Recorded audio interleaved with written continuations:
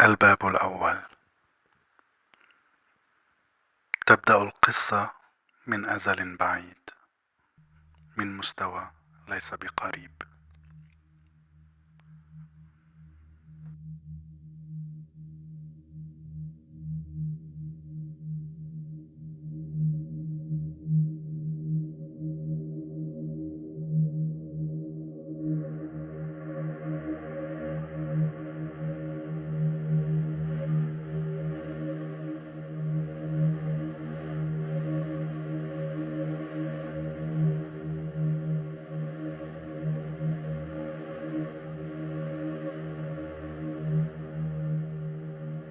In the search in what seems a void memory, we fall.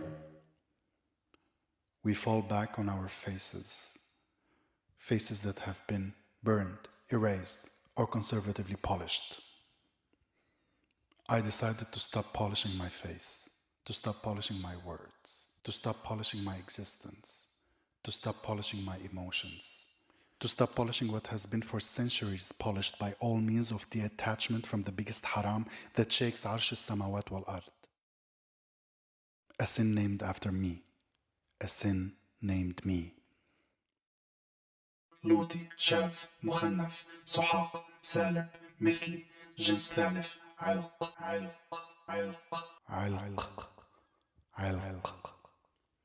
Unnatural. Who decides? Me? You? Evolution, revolution, religion, man, wars, the apple, mythologies, أو التاريخ.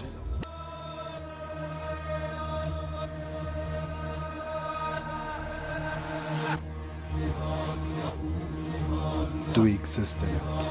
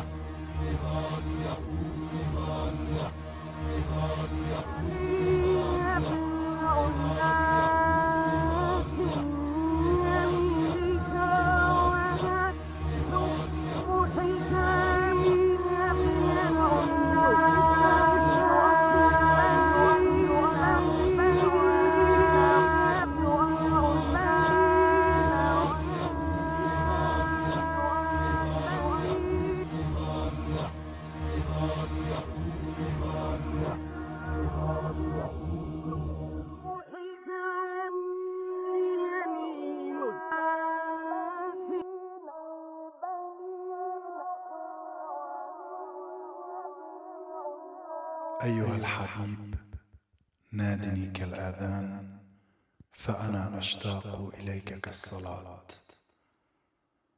أنت في كل الأشياء حولي، في كل رؤية، في كل صوت، لكنني لم أزل أذوب حنينا إليك. إن تكن تبحث عن مسكن الروح فأنت روح، وإن تكن تفتش عن قطعة خبز فأنت الخبز. وإن تستطع إدراك هذه الفكرة الدقيقة فسوف تفهم أن كل ما تبحث عنه هو أنت.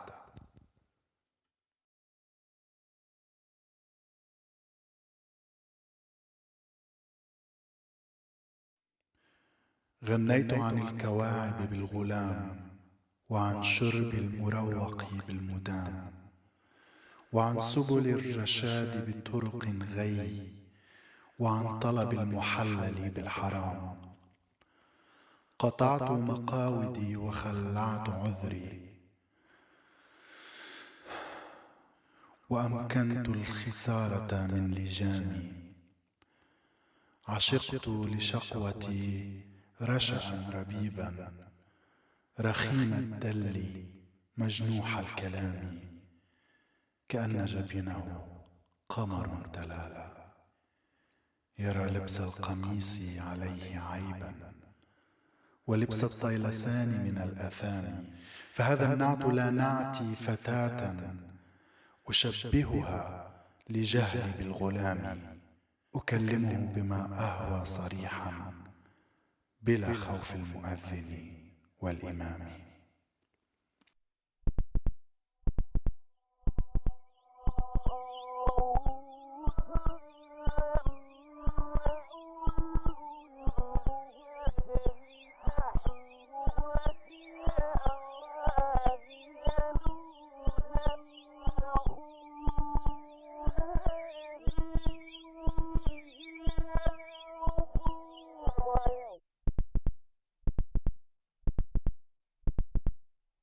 يقسم الفقه الرسمي اللواط إلى قسمين: اللواط الأكبر واللواط الأصغر. فاللواط الأكبر هو جماع الرجل مع الرجل. يبدو أن هذا النمط الجنسي البدائي كان معروفا في الجزيرة العربية قبل الإسلام، إلا أن الاتهام نفسه يؤكد تفشي اللواط بين الأرستقراطية القرشية آنذاك، إضافة إلى شيوع التخنث والتشبه بالنساء.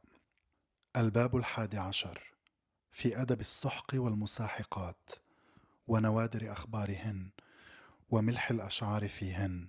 تناول فيه العوامل الفسيولوجية في تكوين هذا الميل عند النساء ووجهة نظر الأطباء والحكماء في ذلك العصر.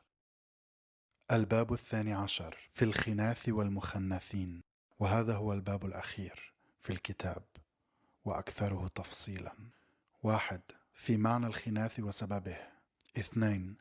في أسماء المخنثين من كفار قريش. 3. في أخبار مجان المخانث المتهتكين في الدولتين الأموية والعباسية. 4. في طرف أخبار المخنثين العصرية. 5. في مسائل سئلت عنها في هذا الباب. 6.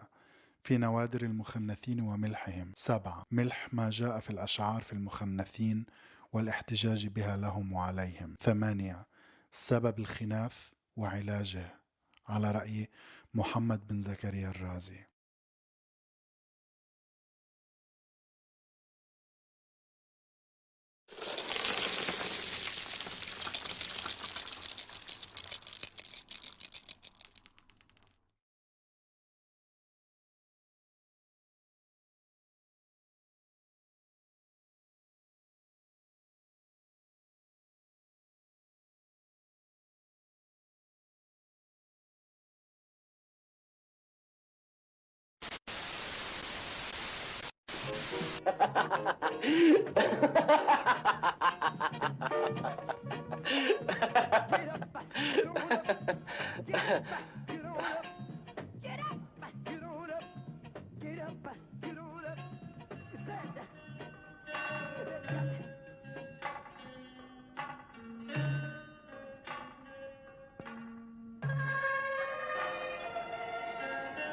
هي اللي عملت فيا كده.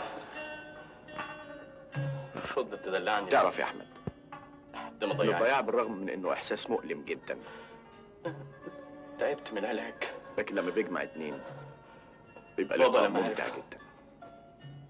هرب. امين، هاجر. في حاجه؟ ما استحملش يشوفني كده. الدكتور النفساني قال لها ابدا انا وضعي محظوظ. قال لها مفيش فايده، لازم نقبل بالامر الواقع. هوايه.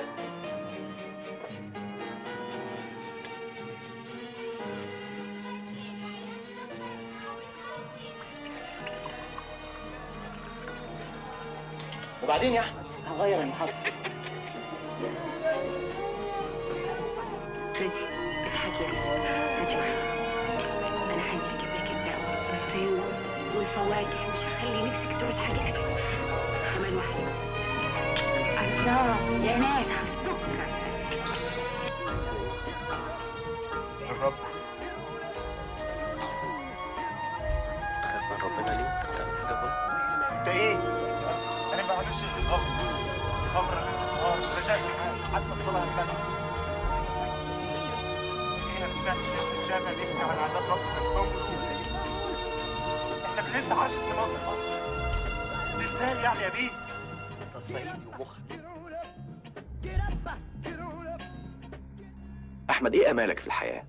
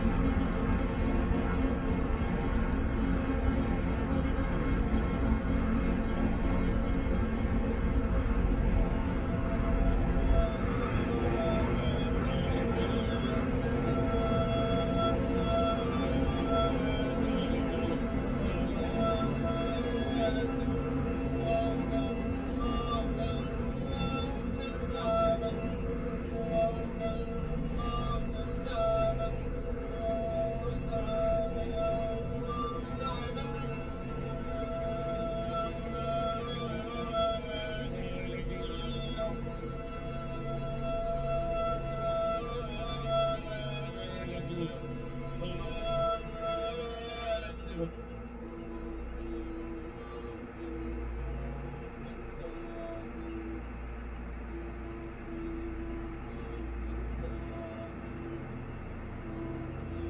I queer enough for you? Is that what queer is about? Is that the picture you painted for me, or I painted it to myself to convince you? I am invisible to you. What am I for you? An idea, a cliché, a stereotype, a stigma, the oppressed, the closet, the borders, the fantasy, the exotic, the top, the dominant, the aggressive, an exciting come out, a prideless. حبيبك لا مش I am not your Habibi. But rainbows are my color. No, it's not.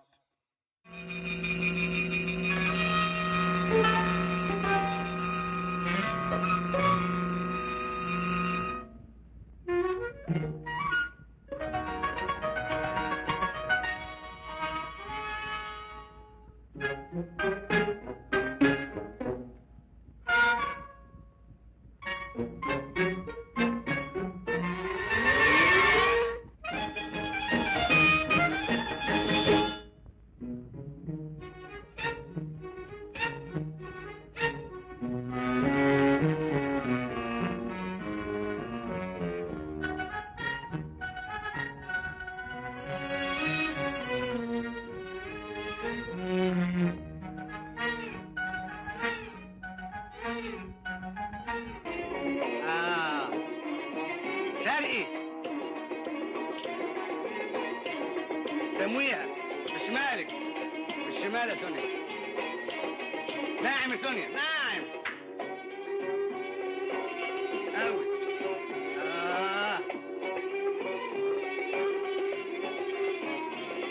حلوة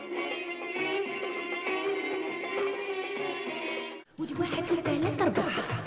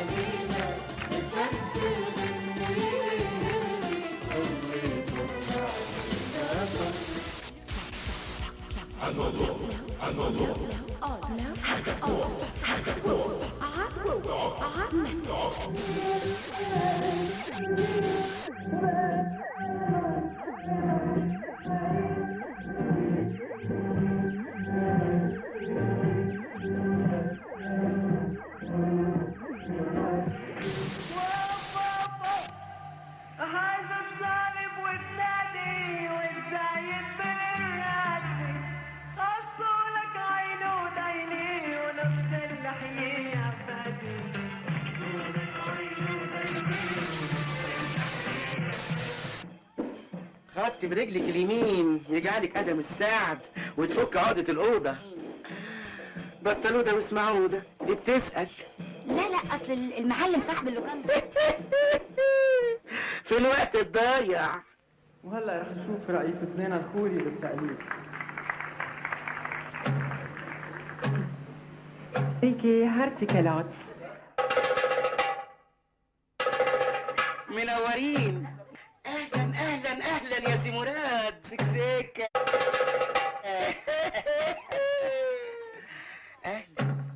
اهلا يا سيدنا الافندي. لا ما تخافش يا عبد العزيز ده بحث تاني. بقول لك يا سكسيكة انا ايه لما واحد يحب واحد فيها ايه اشكال؟ ايه المشكلة؟ ايه المشكلة؟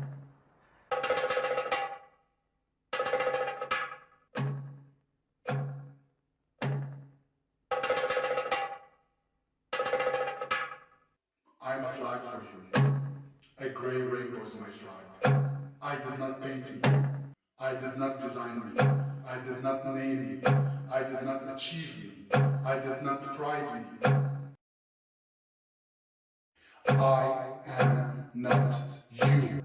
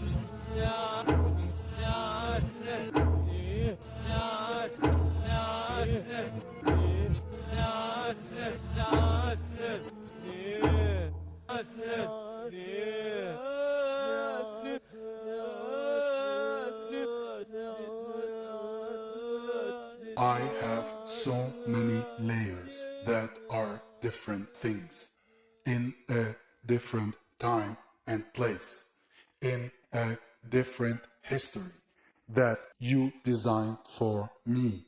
And now you are asking me to shut up from trying to change what you are still trying to force on me. Your identity became a weapon against me.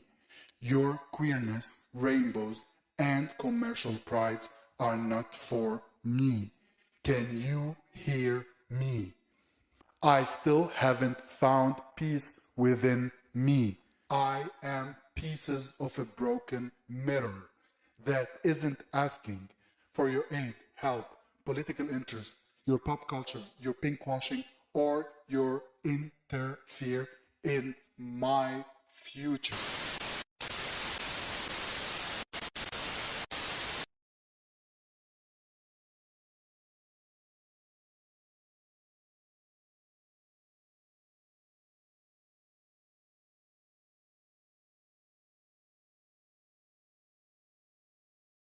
الباب الثالث. محكومون بالأمل نمضي إلى غد بلا خيار، بلا مرساة نمضي كي نمضي من أنفسنا التي باتت باهتة في مستنقعات هوياتنا التي أعدمت على حفاف أنفسنا. نمضي بعزم ضئيل هاربين من جوف عقيم إلى جوف مستنكر لفرديتنا. نهرب من أشياء، من الناس، من مجتمعات، من أهال، من سياسات، من أديان وترهات، من نظريات، من سباق على من يقع الرهان،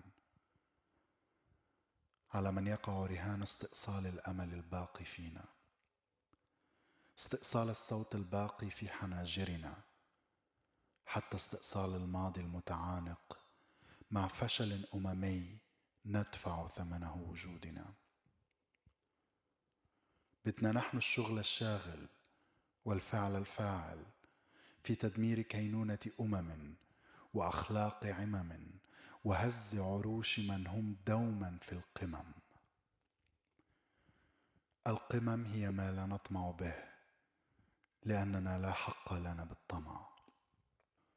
حقنا الوحيد بات في انعدامنا، في تهميشنا، فيما تسمى بلادنا، وفيما تدفعنا بلادنا إلى اللجوء إلى.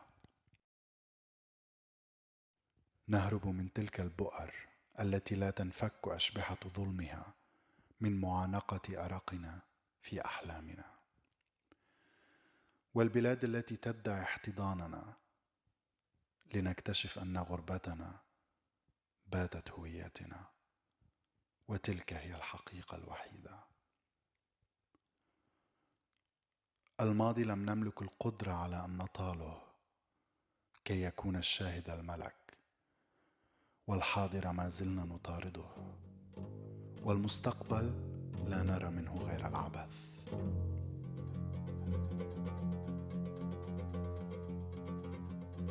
وهبت عمري للأمل ولا جاشي ولا جاشي لا جاشي. المستقبل هن اللواتي وقفنا في مصرع أحزانهن، صرخنا من أجلهن وأجلكم وأجلهم. المستقبل هو هؤلاء من رفضوا أن يكون ظلم العالم أكبر من أصواتهم وأصواتهن وأصواتكم. المستقبل ليس أولئك من لبسوا ثوب هويات لا تشبهن ولا تشبههم ولا تشبهكم. لربما لا يسعنا غير الحلم، لكن الحلم بات في أيدي هؤلاء من يعطوا الحق، أو هؤلاء من نجوا. حتى في النجاة لا ننفك نؤسر بأحاسيس الذنب. الذنب في الهروب من شيء لم نملك الشجاعة على الوقوف في وجهه، حتى باتت وجوهنا عبارة عن مرايا لا تعكس غير صورنا العالقة في المنفى، لأن ما عدنا نستطيع أن نعرف أسماءنا، لأن أسماءنا مرتبطة بالماضي، الماضي المدرك لضعفنا، ضعفنا الذي دفع بنا للهروب، الهروب الذي لا يتوقف إلا باستسلامنا. استسلامنا كان وما زال منبع استمراريتنا. استمراريتنا هي التي تدفع بنا للأمل بمستقبل لا يصنعه أحد لنا، بل قصصنا هي تلك الشاهد الوحيد علينا. وحين نستطيع أن نسرد قصصنا وتاريخنا كما نشتهيها، حينها نكون قد بدأنا.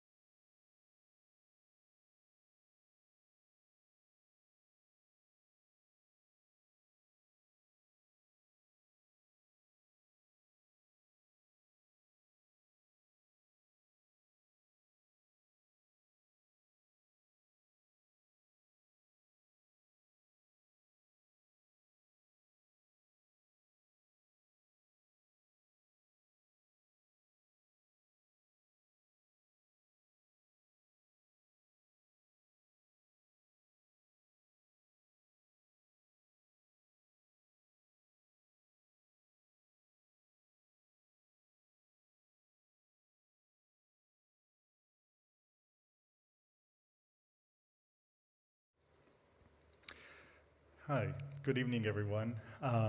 My name is Fadi Saleh, and it is my absolute pleasure to welcome all of you here and to welcome everybody joining us online for this conversation today after the performance you've just all seen, I am a researcher and a lecturer in the fields of queer and gender studies more broadly, and I'm based in Berlin, and it is my absolute pleasure to converse today and talk to Ahmad Baba. Ahmad Baba is a Berlin-based Lebanese multidisciplinary performer, a social artist, and a master's student in dance movement therapy, and the person, the face behind today's performance that you've just seen. Good evening, Ahmed. Very nice to have you here. And okay, I mean, maybe I'll just start also very briefly, just to give my own impressions and just quick reactions and feelings towards the performance. I mean, let me just say, amazing work. Thank you very much. Absolutely stunning. It was a wonderful kind of time travel into different temporalities and time zones. You took us to the past, took us to the present, took us to the future, but not in a very linear way. I mean, I always, like when watching, had the feeling that every time you tackle a certain era, whether it's the past or the present or the future, there was a certain multi-dimensionality to it, that we were always, surrounded by different types, concepts, things to think about. It was visually intense, acoustically, linguistically, culturally, anyways, quite rich and complex. And it raised a lot of important questions that, that even for me also as a queer Arab person, are very relevant, very important as well, concerning queerness, identity, the use of the time, the use of the past, the present, hopes for the future, exile, etc. And so from there, I would like maybe to start with my first question to you concerning the book that started it all. I mean, Ilq, the term or the word comes from Ahmad Tifashi's book, Promenade of the Hearts, or The Light of the Hearts, as he translated it, a book that was written around 700 to 800 years ago by the Amazighi writer. And you strongly draw and reference the book at the beginning as well. And you elevate it to a really high status. So can you tell us more maybe about the book itself, how it inspired your work? When did you stumble upon it? What were the first thoughts? What things went through your mind when you first read it and looked at it? Well, let me breathe first, because it's so weird that I've been in this process for the last also 3 or 4 months, thinking about what I shall do since the time of finding this book actually. And it's connected to all my work trying to find who I am also, because there's also so much distraction of me being forced to identify on being queer, while it doesn't really match who I am or my expression or what I happen to represent in the world also. And at the same time, coming in terms with the fact that the word itself was, for me, problematic in some way. And this is not against the word itself, but against identifying with something that hasn't been really created. I mean, everything should start also from a terminology base also and language base also. And we lack this. Not we lack it because also we don't have it. We have it, but it's not being used, or it's misinterpreted, or it's negatively also surrounded by so many things because of how we grew up and what society forced on us and what religion adds on it also. And then comes out of the blue this book, نزهة الألباب فيما لا يوجد في كتاب, to show me, which I knew that there was a lot, and there has happened also kind of type of erasure also for so much in the history. When it comes to LGBT plus individuals also, there has been so much of that erasure. And this book was one of those things also that we didn't have access to. We never knew that the terms that we use today, such as saying about the simple things that is in any culture, is just a normal thing. So you don't think about even speaking, I don't know if that's allowed, I mean, I don't know, speaking about the simplest things about calling sex organs or blah, blah, blah, which we use on a daily basis. We don't know that this is already coming way back in 100 years also, but we still use it, and this is not banned. And there comes this book to show you a collection of stories, it seems like a study also that has been done on what is homosexuality in that time. While now it's already made as something that's mental illness and stuff, and where we come from at least. And I found this word, which was 1 time, or maybe 2 times actually, mentioned in that book, which is ilq, which nobody used. And it's not that I'm coming and forcing this word right now, but it's just that question mark that as part of also the festival of questioning, how can we find these stories by starting with finding a term for it. And alq is existing still in Egypt. I mean, it's also this olo'iyya and stuff, but it has a total different meaning. But in the book, it meant homosexuals in a way. And that's where it got me more curious about diving more, plus all the poems and all the stories, which to be just like that, we really don't understand the poems also ourselves much, because it's really an old Arabic also, and it was really hard also to try to even translate, but this is on another term, but the book definitely is something that has to be read by so many people that doesn't know that it exists also. Okay. I mean, really, just look at the book. I think I read the book like, I don't know, 15 years ago. The first time I picked it up. It was really fascinating. It does mention in a lot of detail about a lot of different sexual practices. Very fun trivia. I think one of the first chapter talks about, I think, consensual slapping even. Yes, that's like, it's a scholar from the Middle East and from North Africa. Also, sex talks work about was, sex work, talks about many, many different things in detail. At the time, yes, quite interesting. I mean, so yes, so you find the book, you look at it, but it is still from the distant past, you know, and that's always an issue that I also have like my own questions around, because sometimes when we try to look into the past, we try to, you know, reclaim things from the past or recover things from the past, re-examine the past.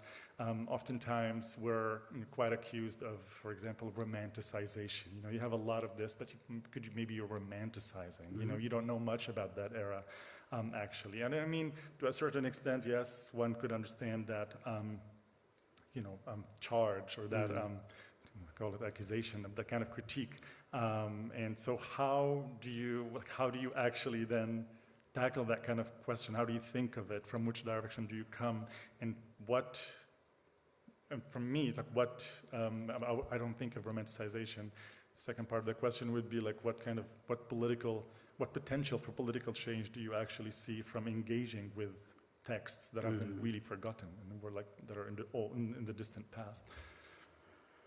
I mean, absolutely, we all are growing up also because of so much of a nationalist also way of thinking of how we romanticize also the past, and especially by the connection of like Al-Andalus and all this stuff that we think that, oh, we've been these people. We have no connection to these people, but the language. Even the language, we don't understand it.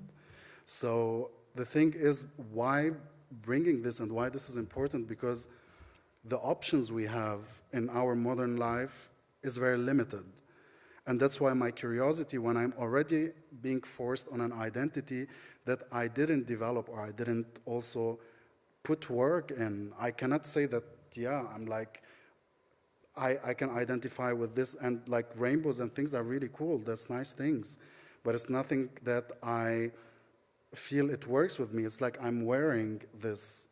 And the same with that could be, but the difference is that our development, I feel, as LGBT plus people identifying,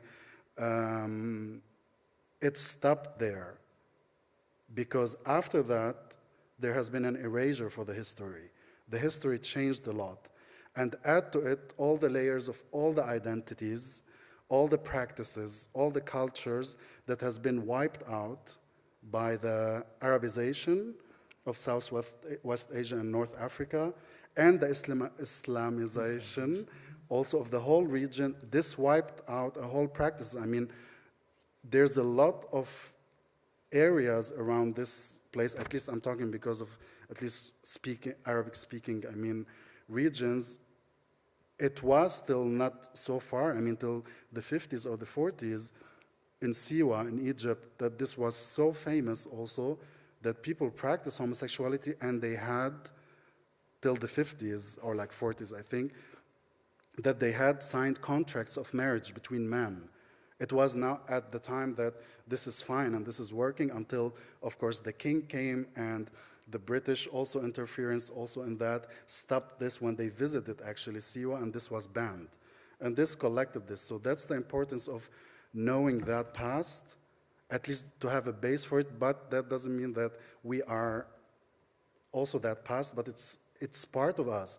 We still use the terms that they do, and the practices still exist. I mean, in Morocco, or like also in Tunisia, and also there's some practices that are still traced to that time, more than like Southwest Asia. I mean, it's like, has been so much of interference, of course, on North Africa as well. But you can see that, like if you like really come close, you can see some connection in that. So when they come to tell us that we are haram or we didn't exist, or you feel when we grow up, I mean, we definitely have the feeling that when we grow up, we feel that we never existed. And of course, they want to feed you with the idea that homosexuality is a Western product that has been brought to us, and that's why we have to fight it. So it's kind of like, I don't know, a proof. I don't know, it's not proving to anyone, but it's just important to have this. And the poems are really nice. I mean, also it's love poems also, so. No, thanks, yes. I mean, I can relate to quite a few things that you just also said. I mean, on the one hand, I mean, that you also raised a very important point that I also wanted to mention earlier, but now that you bring it up, I mean, because there are multiple layers of relating to the past, as you just said. And, you know, with Altifashi's book, for example, I mean, he's an Amazighi writer, so it was interesting for you to also, you know, bring out the Arabization and, you know, and the Islamicization of North Africa. So, you know, he's also writing in a language that is not necessarily probably his mother tongue. I don't know. I mean, he was, you know, it's not his culture, exactly, or first culture, etc., etc. So there are multiple layers there, also. But I mean, to go from the distant past and maybe to come to a more recent past. I mean, we see in the second bab, or the second part of the performance, you raise quite a few questions about what I see or read as the Western or more globalized kinds of narratives around gender and sexuality, Western queer identities, the fetishization of the POC body, the infantilization even also of the POC body or queer body in terms of help and support and interference. So there's a lot of critique and there are lots of questions that you raise, but you also in the same part we see a lot of references to, or images from the more recent past, or outtakes from some Egyptian films, where we assume there are queer characters discussing, talking, performing, being out there. You also have outtakes or like some musical parts from Shirihan, Fawazir Shirihan, the very famous yearly Ramadan 20-minute entertainment that everybody waited for years and years, maybe our generation. In the early 90s, we also see, a couple of videos from the most famous drag queen in the Middle East and North Africa, also over the last few decades, Bassem Frali. So the icon. The icon, Bassem Frali. If you don't know Bassem Frali, Google it. I mean, but for me, so what brings this kind of critique of Western notions and this kind of visual representation of those elements of your or our your past in that sense, things you grew up with and lived with? I mean, it's clear also, like, it's important for me to say that that perspective that I'm bringing, that visual experiment also is that of me being here also. So I'm not representing something that that I'm talking in the tongue of like everybody that is. It's just like my world speaking out also of that. And when I came here, you become aware of what you are. I mean, these questions started to be raised just when I came here also.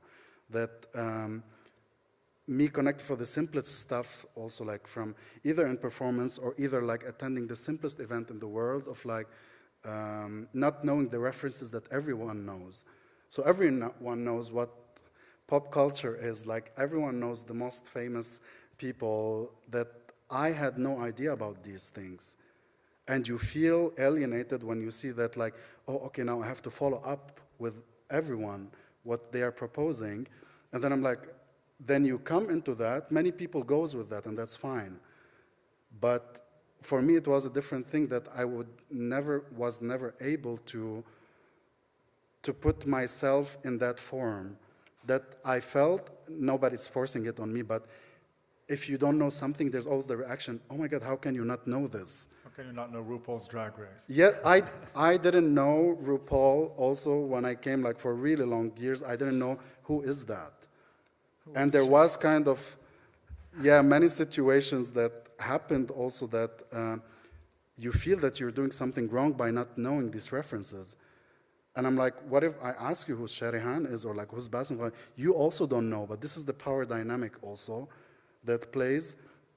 So bringing these references is so important. First, I'm always saying it that my mother opened that gate for me. So for her, Egyptian cinema was kind of how she projected on me also and educated me through that drama coming out.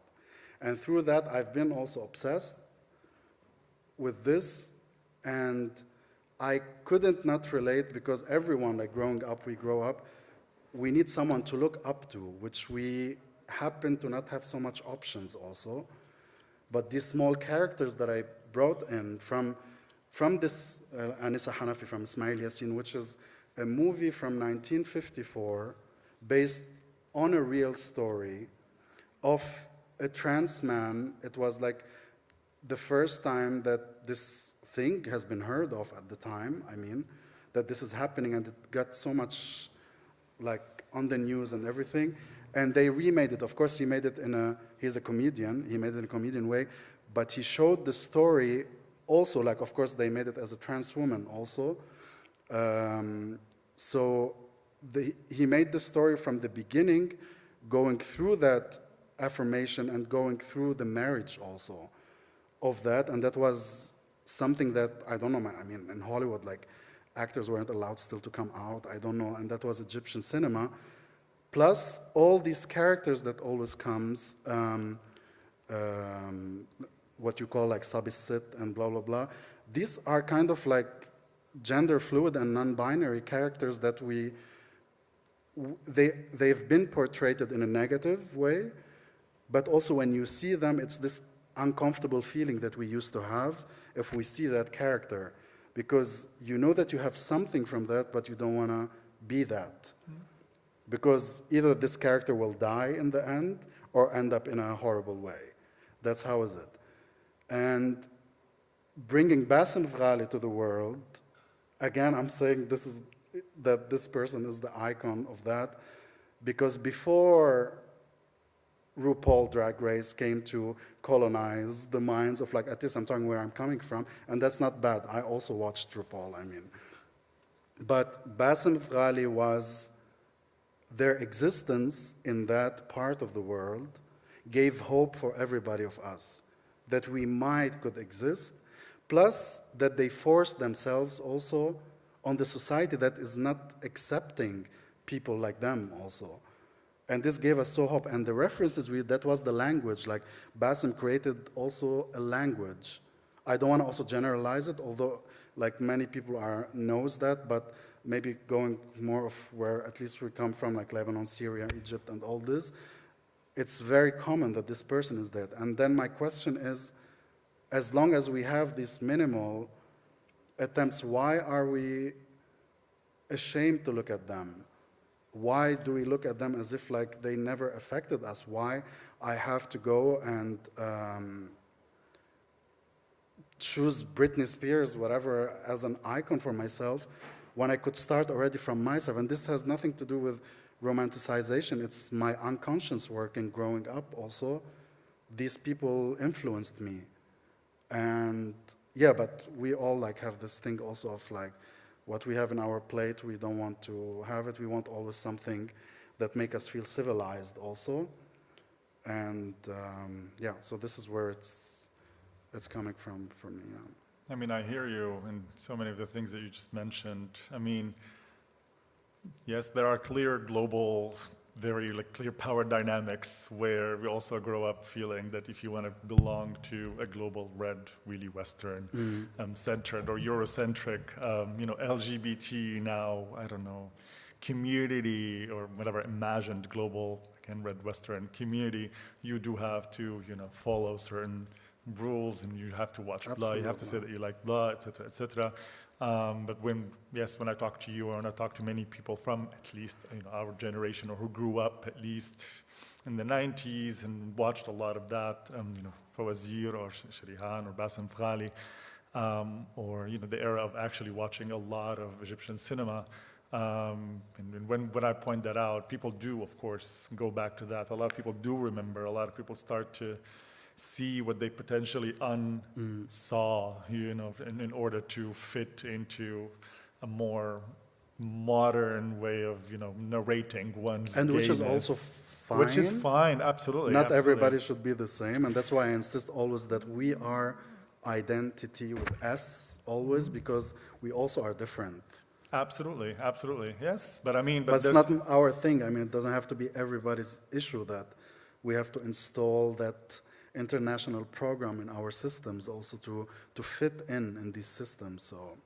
Yeah, no, I mean, but the point that I wanted to make was the minute, however, somebody says something like, but I grew up identifying with, personally, for example, I grew up really, I was saying, I said it before, Sharihan, made me gay. Bassem Fghali definitely made me gay, or made me a certain queer version of myself back in the days, with whom I identified. Before Brittany made me gay, let me be very clear. But I had many other different references, of course, that impinged on my consciousness, etc. And the problem now becomes, which is why I really appreciate your performance and bringing back all of these elements, is that the minute you speak sometimes about those other influences on one's identity, people are like, stop romanticizing, or it was always a negative representation, or it was always blah, I don't want to be represented like that. And sometimes I think, well, a representation is a representation at the end of the day. Sometimes you make out of it what you make out of it as a queer person growing in a region where it's really difficult, to navigate these questions. So yes, I mean, I used to salute, and I salute also you for bringing back all of those influences without necessarily giving too much comment on them, just putting them out there. They're there. What do we do with that? That's, I think, the more, what positive things maybe do we do with that? That's the more relevant question, or at least the way I read your performance. So to go further, to maybe the last bab, the last part where you bring in Sarah Hijazi's death, which last year. And you raise also a lot of, again, questions about what it means to be a MENA LGBT person, or a MENA non-queer Arab person, or queer Arab person in exile, uprooted from contexts that also do not want us, and living as a queer person or a trans person in contexts now in exile where it seems like you cannot arrive, or where you have not yet arrived, where you're still, questioning. But, however, despite all of those tensions that I see represented in the last part, you do seem to suggest, that there's hope, and there's always this. There's no choice. We have to move ahead to tomorrow, as I can remember. There's no choice but moving ahead. There's no choice but living with. Some hope. So there is a vision for some hope for the future, and you do hold on to it. And at the very end, you don't end with the end. You end with the beginning. So sort of coming full circle and suggesting a very cyclical kind of temporality, or suggesting a need to return to a beginning that might inform this future or this hope that you're talking about. Could you maybe comment on that kind of tension? So what is happening there? How does this hope look like? Which beginnings are you talking about? And how do you imagine them informing a hope for a future, or your vision, or futuristic vision for the future?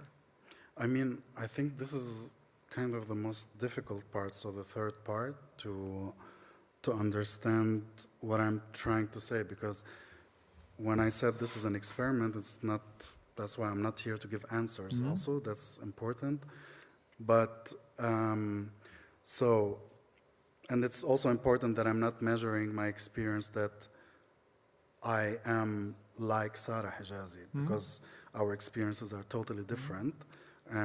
But the thing that happened to her hit many people, especially who live here, just like us, in this diaspora, or people who are exiled, or they exiled themselves also. So her death was for me the time where I fell down in all that questions that I've been accumulating and raising and struggling with, and the complexes that came with in the summer. And I was like, okay, now it's the time when you said like that you feel you're not arriving. That was my feeling at that time, even if it's like after 4 years and a half at the time. And I feel that, okay, I haven't arrived, I'm still stuck. This feeling of being in between is so exhausting. But at least what I would say, that's what I said, I don't measure experiences. I had a choice to come here, so that's why I'm not measuring, again, my experience in Sarah. The hope is, I don't know what is it. I really don't know what is it, if there's hope or not, or if it's about hope or not. I mean, for me, the important thing is that our development as a community, also like as a community who are in the region still, because also we have a different experiences here. It could be a beginning when we stop trying to polish us, to polish our identities, to try to figure out things that we can convince the Holy West that we are on the same level like them, because we are not, and we will never be. I mean, it's not possible. We are still in a different time frame, and it's getting worse. So these places that we come from, it's becoming even more complicated day after day. So when you see these types of also, and I'm speaking about Lebanon in general, I mean, these attempts of trying to create an intellectual and an academic queer movement, that's good, that's fine. Respect for that you're doing that. But this is not doing the work for the communities that need it. I could be also in this kind of performance, being in that position, which I'm not trying to, and I don't want this like academia. Also, my direction is that we have to start from what we have already. Those words, like, I mean, we are still ashamed to deal with our languages till now. We are still don't have words for how we communicate. Of course, there is words there, and we spoke also about how it's different from Lebanon to Syria to Morocco to Algeria. Every one of these communities created terms, but this classism that we have also made these majorities, not majorities, but the people in power of that, let us think that we cannot use these words because they are like used like as slurs or like, but I mean, wasn't that queer in the beginning? Isn't that the history of the word also, how it developed? So that's the hope of that beginning, that Sarah's death was also like, of course for the West it was like, oh my God, the pain and the sadness that these people from this region are going through, and asking like why this rainbow rejection also, like Sarah did this also by raising that flag in a region that doesn't accept that also. And it kind of hit it where she comes from, as in, you're now confirming that this is a Western product brought to us. You're bringing things that are coming from outside. And it cost her her life. And that's the question here. So why we need this identity that it's still based on lives, people are losing their lives because of that. What if we tried to start with what we have and start a bit like to develop in it also? And maybe there's no hope. That's why I'm saying I'm not giving answers at all, because I don't know.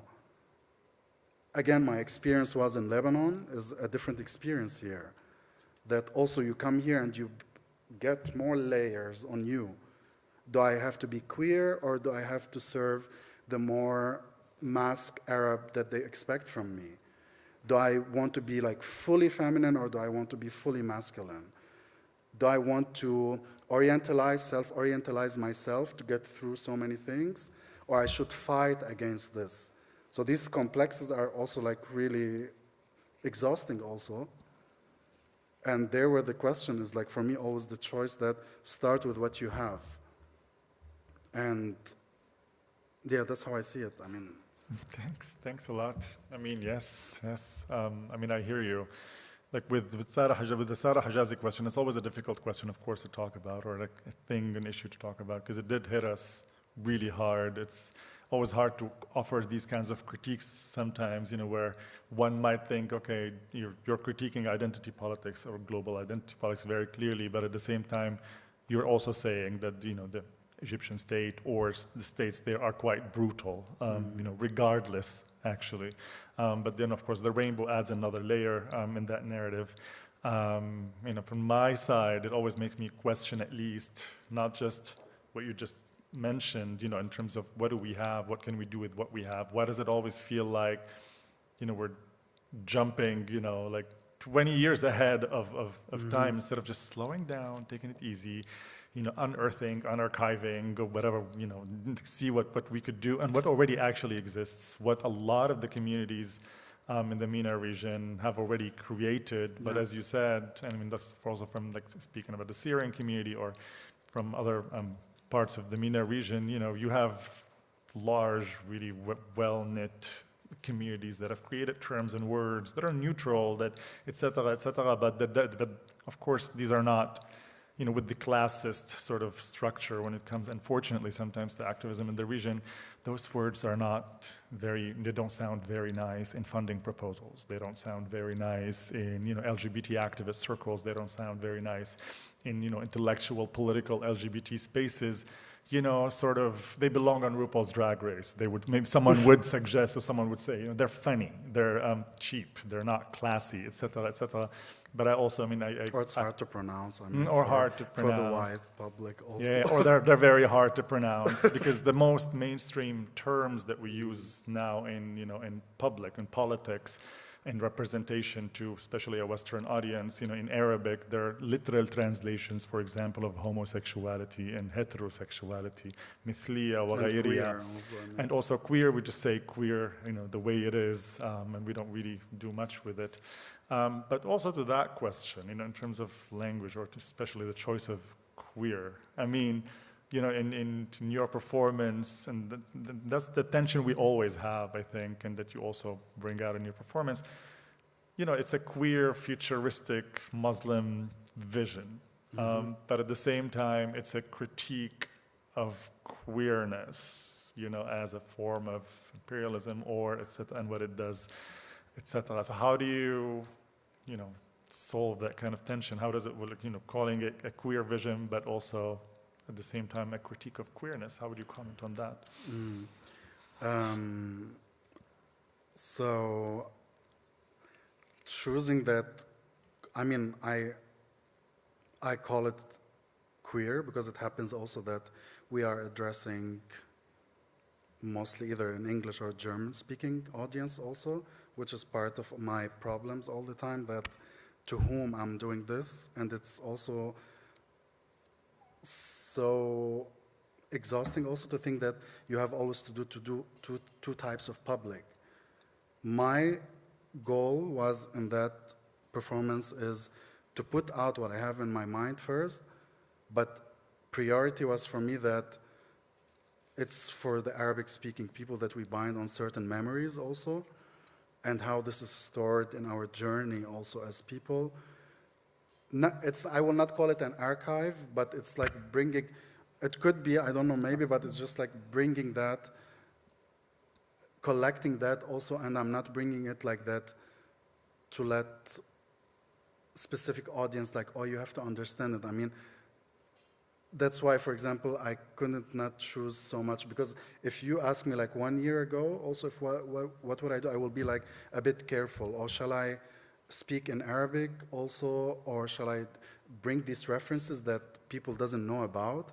And mostly, you cannot force anyone to do a homework about like you, and it's not the goal anyways.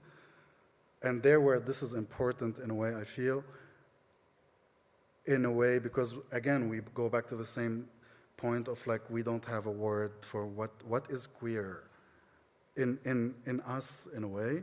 So calling it that queer futuristic, because we might be, maybe we will choose this word, I don't know, it's like maybe in 20 years this would be the thing also, but at the moment, it's not clear.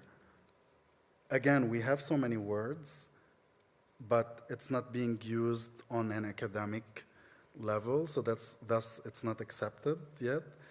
So by futuristic, it's like what's happening, what we are discussing, what the terms are, what bringing all of that, also because again, we have the privilege also to do that here. Also, we are doing it in a way.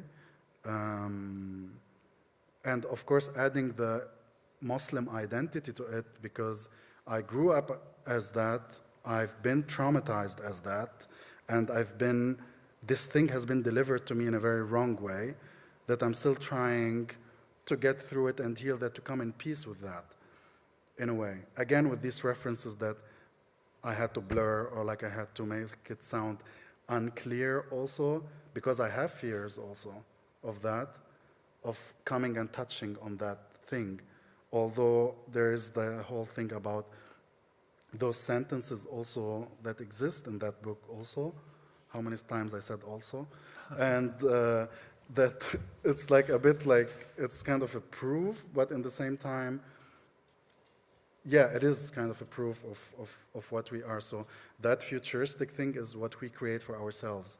And that's what I said in the last text also, that when we start to create our destinies in a way, or like to try to write that history, that already is starting, and it's not that we are not there, it's already starting, but there's still so much of layers from a political perspective, or like wars, or all these layers that comes, and it's making this region not stop developing, but it's like the marginalized communities are becoming more marginalized also, and that's the whole question about, is there a futuristic vision? I don't know.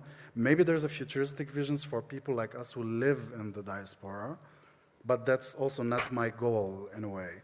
That like, what about the people who really are trying hard? And that's my whole appreciation also, because I went in 2019 also to Beirut, and I've seen that attempts that people are trying to do something, but this you cannot apply on everywhere. And it's still hard with so much complications. So that question, yeah, I'm not here to give answer for it. I really don't know also. Well, there was an answer for sure. That's what I heard. Maybe everybody else too. But I mean, yes, I mean, to also just quickly comment, I mean, it's always a difficult question when it comes to gender and sexuality issues or queer issues in the MENA region, especially in the Middle East at the moment. I mean, when I think of Syria, where I come from, and think of Lebanon, especially now, you know, I think somebody once, a couple of queer theorists once wrote a paper which I found very interesting, you know, called Queer Theory and Permanent War. I don't know why I just thought of it now, to just always ask about the question of, you know, in regions where there is permanent war, you know, in regions where futures in general are very unthinkable. It's very, very difficult to think beyond the present moment, to think beyond what's happening now. How do we talk about these kinds of issues? How do we talk about LGBT issues? How do we talk about gender and sexuality in a way that is not completely, which is what they're saying, which is also a part of what you're saying, you know, completely detached from the realities of the people on the ground, you know, the daily realities of the people on the ground, and not just the daily realities of a few people who, you know, who are in power, who might be imposing certain things or going in a certain direction. Sure. I mean, and you also in your answer went a little bit into my very last question, which I wanted to ask. Maybe if you, I don't know if you have anything to add in that regard in terms of the process of creating the work. I mean, I was, you know, you commented on the language part, or you commented on the audience part. I mean, apart from thinking of like, audiences, and there are lots of times where you speak English and then there's like some Arabic word, and you speak English and there's a few Arabic sentences not translated. What was going on in your head in terms of the process of imagining your audience, producing, and the kinds of difficulties and challenges maybe you want to also just comment on or continue talking about, because you already started. Yeah, I mean, I think maybe we didn't mention this, that already the performance, just because of Corona, I mean, it was supposed to be something else, I mean, in that direction, but also the audience could have had a role in this. So like creating these three mediums, which is BAB 1, BAB 2, BAB 3 also, has been splitted in a physical space also, that people will kind of, it's a learning process, but at the same time it's a critical phase, and then it's like that creating of that utopia future in that third BAB, where people will have the chance, specifically LGBT plus Arabs also, in how they perceive this, but also, of course, caring about the other type of audience also. So, and then it went out to be that digital form that has, so it was difficult for me, also it was a hard time also to try to start the thing also. It was, I didn't know where to, because I had all these questions about like, I don't want to be seems like all the time like that I'm romanticizing something, or I don't want to seem like I'm whatever, portraying something that's not the meaning, because also it's not, also I'm not like an experienced visual person. I mean, I have visuals, like it comes out of me also unconsciously, but in that process, that's what I'm happy about, that I was able to combine these both also for the first time, at least, of learning also of how to edit and to put things, and that was also an interesting journey. But the biggest question was for me, to whom is that directed? Should I keep something that not everybody will understand, or should I not?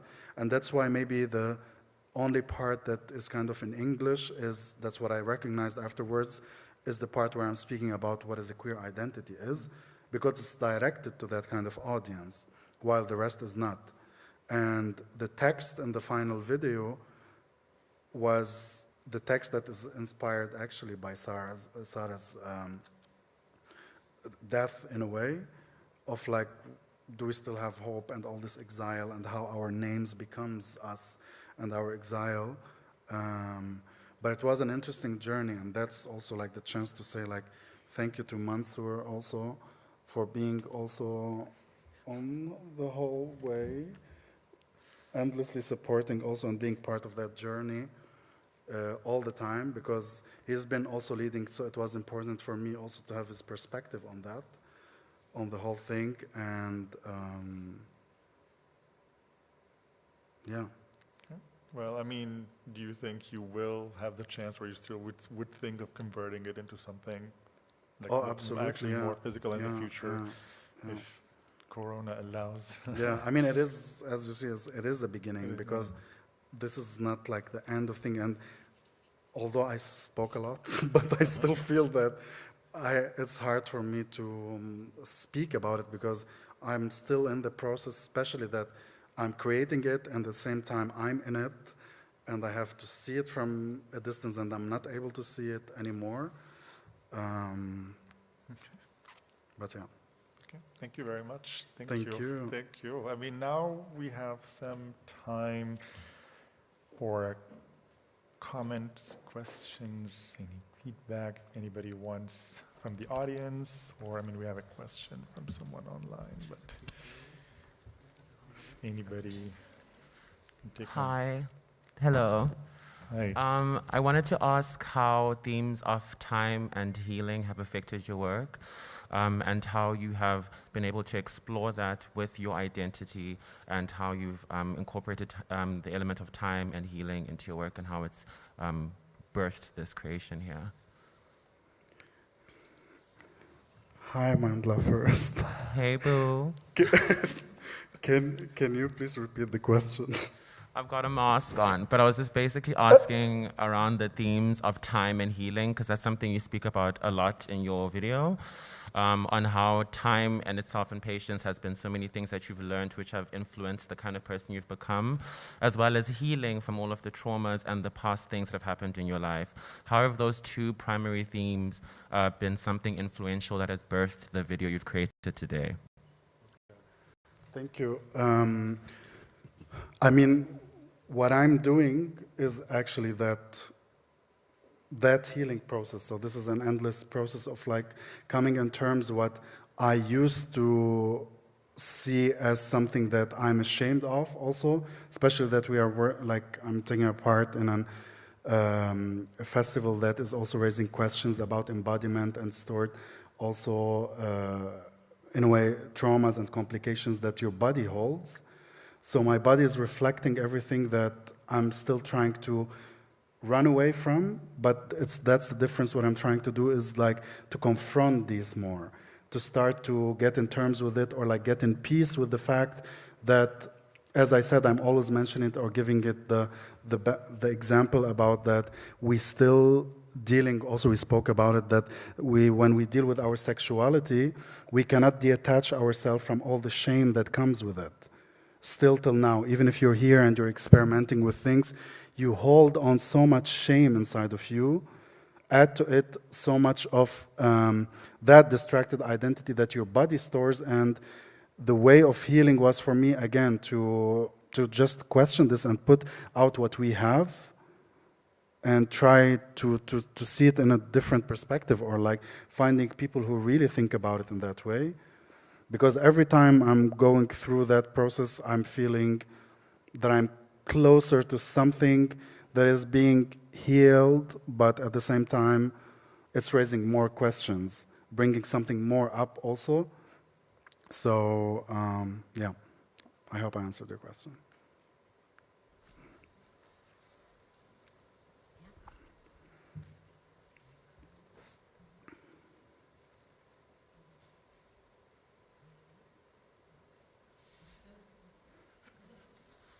Okay, I have another question.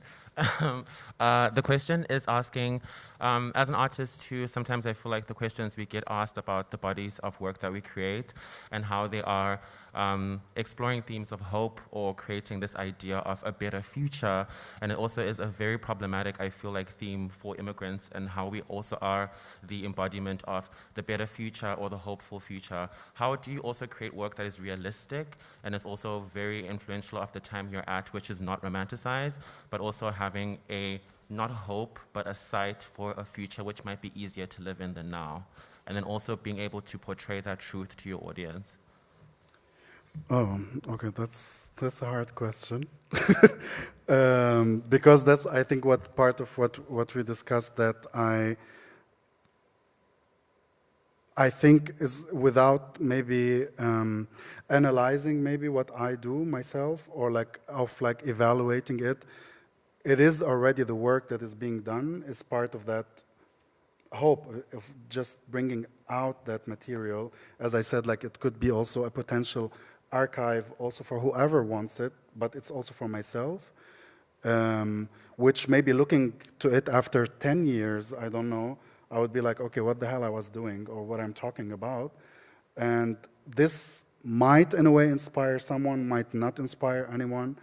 Also of that, especially that I'm working on the levels. So that's why, I don't know, I recognize that with everything I do, there is something connected between these two layers. I'm always having question mark about future, but there's something in me, as you said, that you mentioned as being an immigrant, that there's part of you that it's stuck in the past also, that you try and try to move on from, and it's just like haunting you nonstop. And I feel all my content come from that past so much. Of course, I combine it with my situation of being here and what I face, or like my experience that started already here. And I think these combined, they are already creating something.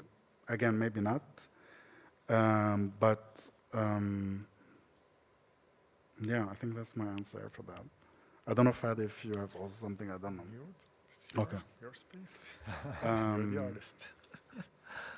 Yeah, it's hard. That's what we were saying, that it's hard to imagine a future that we feel we have no right to it still, but at the same time we are trying to do anything that could bring us closer to it, and it still seems hard. But as we said, like, there's many people, especially in the region, are doing work to develop something, even if it's very minimal. And the people who live here has the potential also, like, to create something, but that's the issue, that we create something from our own experience that is here. So I feel always that, yeah, I cannot measure it anymore on that. I could inspire, but a person in the region would be like also looking at, I don't want this look to be that like, oh, look, these are like the first world POCs or the first people who made it in a way or survived, which is understood because we also are not able to run away from the guilt we hold also from being here as well. So, yeah. Thank you, though. Any other questions? Before, sure. One last question here from someone online came. A very concrete and question. At which university are you doing your master's? in dance movement therapy. I'm studying at the SRH in Heidelberg. Okay. It's the only university that is offering this master's in dance movement therapy. And yeah, that's it. How do you find studying there? How do you find the field? That's also part of that healing process question. also, that I finally chose something that I feel that's kind of the best decision I made, especially in that Corona year also, that I understand that through all my experiences I discovered what dancing gave me as a healing power also, and taking this therapy direction was like the best choice also I did. It's good. There's a lot of course, like compromises on my identity also, which is good that there's a space to bring it up as well. And which brings me to the fact that I got a scholarship also for that. Congratulations. And, so that's what I'm happy also about. And yeah, looking forward for more. Thank you so much. On that note, on that positive Thank note, you. also, I want to thank you so much, Ahmad, for your time, work, performance, and for this conversation. And I would love to thank everybody also here, the public, anybody who joined us online, and Ayun, of course, for organizing this. And wish you all a wonderful evening. Thank you very much. Yeah, also shukran Fadi for coming up. It was really interesting to discuss everything and prepare also. Thank you.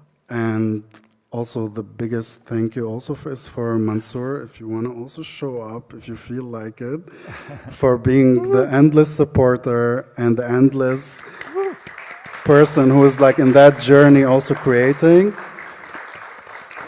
So thank you so much. Thank you, Madhu, also. Thank you, Arjun, also. Thank you, everyone from Ayun, also for that, also for offering the space for that.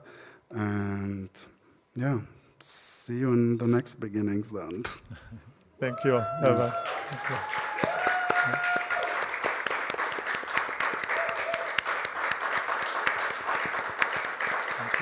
I need to kiss so much. I need to.